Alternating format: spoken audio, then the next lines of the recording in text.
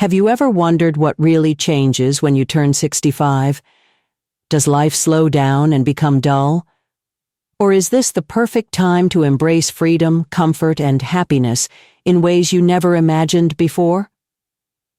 The truth is, when people reach 65, many realize there are things they no longer need to do, things that once caused stress, pressure, or simply no longer serve a purpose.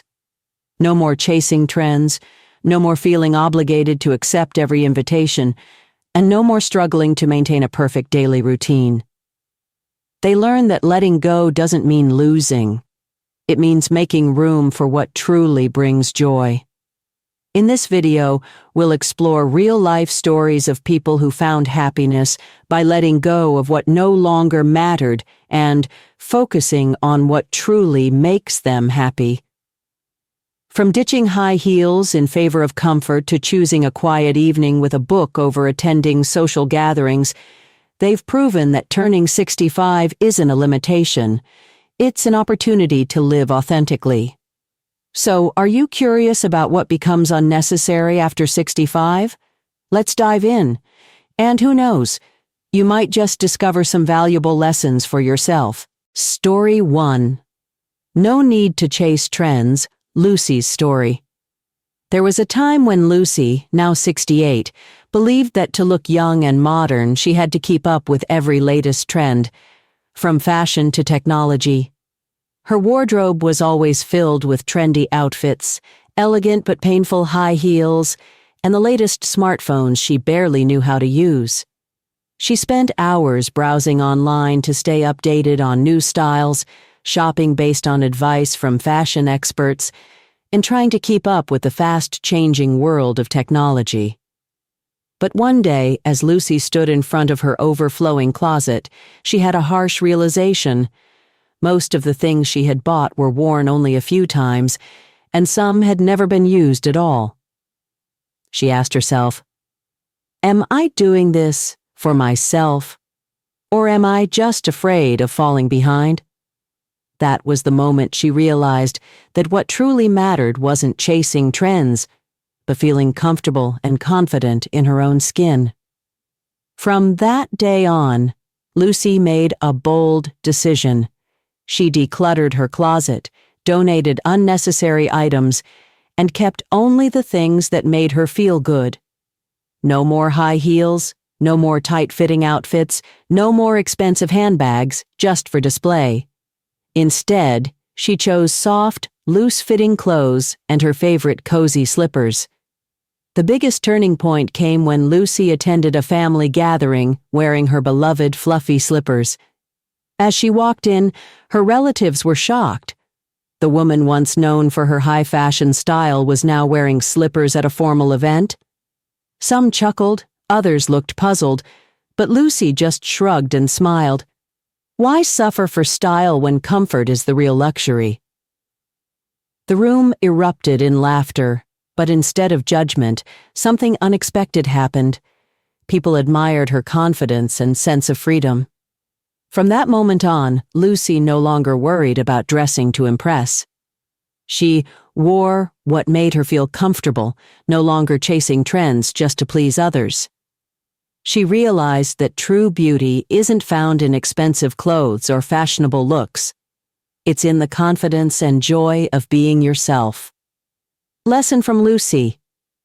True style isn't about following trends, it's about wearing what makes you feel comfortable and confident. By the time you reach 65, life is no longer a race to keep up with others. It's a time to live on your own terms, embrace every moment, and stop worrying about what others think. Story 2. No need to accept every invitation. Ryan's story. When people are younger, many feel pressured to show up at every event, from weddings and birthday parties to casual gatherings with friends and colleagues.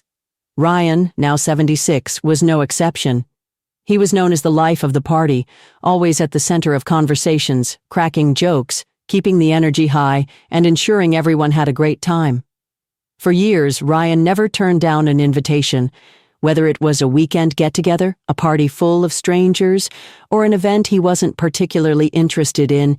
He always said yes. He believed that the more he participated, the more exciting and meaningful his life would be. But over time, he began to realize that these gatherings started feeling more like an obligation rather than a source of joy. The repetitive small talk, the endless greetings, and the late-night events began to wear him out. The excitement of socializing faded, and instead of feeling thrilled when receiving an invitation, he sighed, wondering why he felt obligated to attend places he no longer enjoyed. One day, Ryan made a simple yet life-changing decision. He started declining invitations that didn't genuinely interest him. Instead of immediately saying yes, he would ask himself, "Do I really want to go? Or am I just saying yes because I don't want to disappoint someone?" If the answer was no, he would politely decline, without guilt. From that moment on, Ryan spent more time doing things that truly brought him joy, reading his favorite books, sipping tea in his small garden, and enjoying peaceful evenings with his beloved dog. Instead of forcing himself into unnecessary social events, he became more selective, choosing only the invitations he truly wanted to accept. One day, an old friend asked why he no longer attended as many parties as before. Ryan simply smiled and said, "I've discovered something important. Sometimes the peace of staying home is far better than the noise of a crowded party." Now, he no longer feels pressured to please everyone. He still enjoys intimate gatherings with close friends and family, but he no longer feels the need to chase after every social event. He realized that his time is valuable, and he has the right to spend it in ways that truly fulfill him. Lesson from Ryan. You don't have to say yes to every invitation to maintain relationships. Choosing the right social interactions allows you to enjoy your time more meaningfully. And sometimes, a quiet evening at home, with a book and a cup of tea, can be the best party of all. Story 3. No need to follow a perfect routine. Amelia's story. When people are younger, they often believe that strictly following a routine is the key to success and good health. While this is true to some extent, many realize after turning 70 that life doesn't have to be meticulously planned every minute to be fully enjoyed. Emilia, now 72, was one of those people. For years, Emilia lived by an almost flawless schedule. Every morning, she woke up at 5:30 a.m. sharp, practiced 30 minutes of yoga, and drank a healthy green smoothie before starting her day with a carefully planned to-do list. Everything had a designated time: meals at precise hours, strict sleep schedules, and daily activities with a specific purpose. At first, she believed that this structured lifestyle kept her healthy and sharp. But as time passed, she started to feel pressure.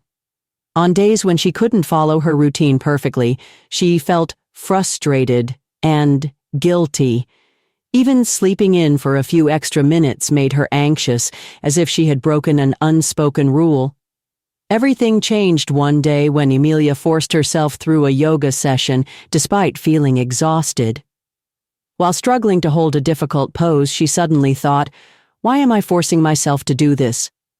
Does it really matter if I sleep in a little longer today?" That was the moment she realized she could allow herself to be more flexible and enjoy life rather than being trapped in a rigid schedule. From that day forward, Emilia got rid of her alarm clock. Instead of waking up at the same time every day, she allowed herself to sleep until her body naturally woke up. Some days she still did her morning exercises, but on other days she simply curled up in bed with a cup of tea and a good book. Instead of sticking to a strict diet, she indulged in her favorite foods without guilt. One of her most memorable moments was when she spent an entire day in her pajamas, watching her favorite movies and treating herself to some sweets, something she once considered a waste of time. But this time, she felt completely relaxed and happy, enjoying the moment instead of worrying about what she should be doing. Now, Emilia still maintains some healthy habits, but instead of following a rigid schedule, she listens to her body and emotions more. She learned that not every day needs a goal. Sometimes simply enjoying the present moment is meaningful enough. Lesson from Amelia. Having a structured life is good, but flexibility is even better. You don't need a perfect routine to have a great day. Sometimes just doing what makes you happy and comfortable is enough.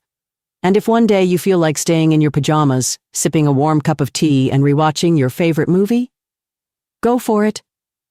Because life is meant to be enjoyed, not restricted by rigid schedules. To Story 4. No need to keep up with the news. Every day, John's story. At one point, John, now 74, believed that staying updated with the news daily was essential to understanding the world around him. He had a routine, turning on the TV every evening, reading the newspaper every morning, and scrolling through news articles on his phone whenever he had free time. He wanted to ensure that he never missed any important updates on politics, economics, society, or major global events. At first, this habit made him feel confident. He always had something to talk about when meeting friends. But over time, constantly keeping up with the news began to affect his mood. Every time he turned on the TV, he was met with negative reports: economic crises, political conflicts, natural disasters, crime, all of which made him feel worried, anxious, and sometimes even powerless in the face of problems he couldn't change. One day, John realized that he had allowed the news to control his emotions. The more he watched, the more frustrated and discouraged he felt about the world. He also noticed that a lot of the news was just a repetitive cycle of negativity. One evening, as he sat down in front of the TV as usual, instead of turning on the news, he switched to an old comedy show he used to love. For the first time in months, he felt truly relaxed in the evening. From that day on, John decided to reduce his news consumption. He stopped watching TV for hours, stopped reading every single news article, and instead, he chose to check only a short morning news summary to stay informed about the essentials. The rest of the day, he spent doing things that genuinely brought him joy. Now, instead of sitting in front of a screen absorbing negative news, he spends his time reading books, gardening, taking walks, and chatting with friends. He realized that he didn't need to know every single detail about global events to live a good life. When his friends asked why he no longer discussed the news as much, John simply smiled and said, "I prefer rewatching my favorite old shows. Dorothy and Sophia from the Golden Girls make me laugh more than any news broadcast ever could." Interestingly, even though he no longer follows the news obsessively, he still stays aware of major events through conversations with his children, grandchildren, and friends. But instead of being consumed by worry, he now approaches information calmly and doesn't let it negatively impact his mood. Lesson from John. You don't need to know everything happening in the world to live a happy life.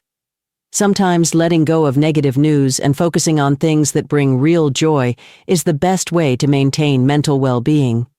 So, if you ever feel overwhelmed by too much news, try doing what John did. Turn off the TV, put down your phone, and enjoy a good movie or a great book.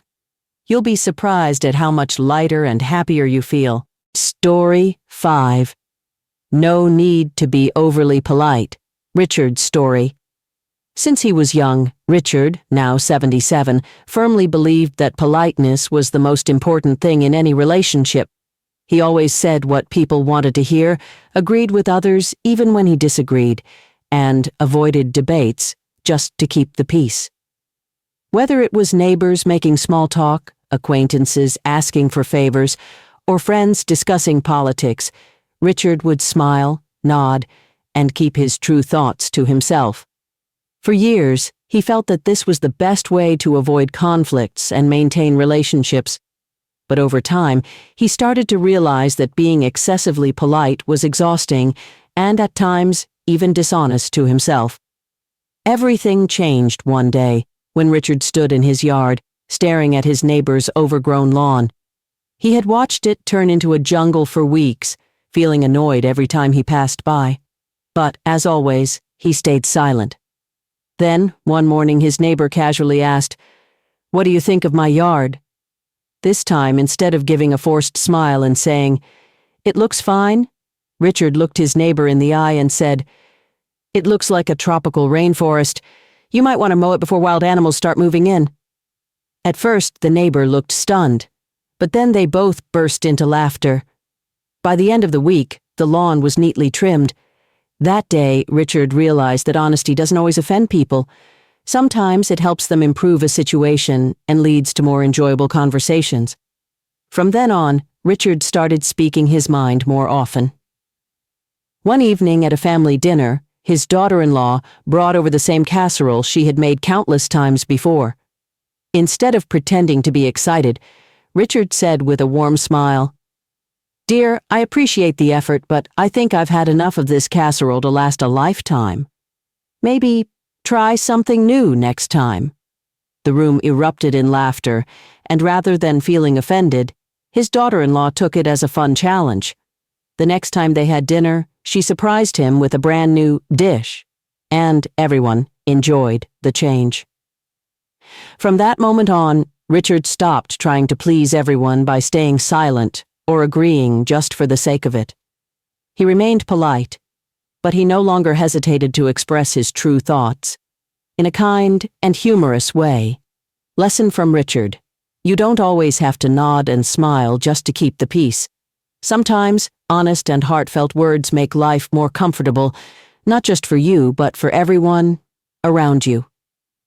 If you've ever felt like you're being overly polite at the cost of your own comfort, take a page from Richard's book.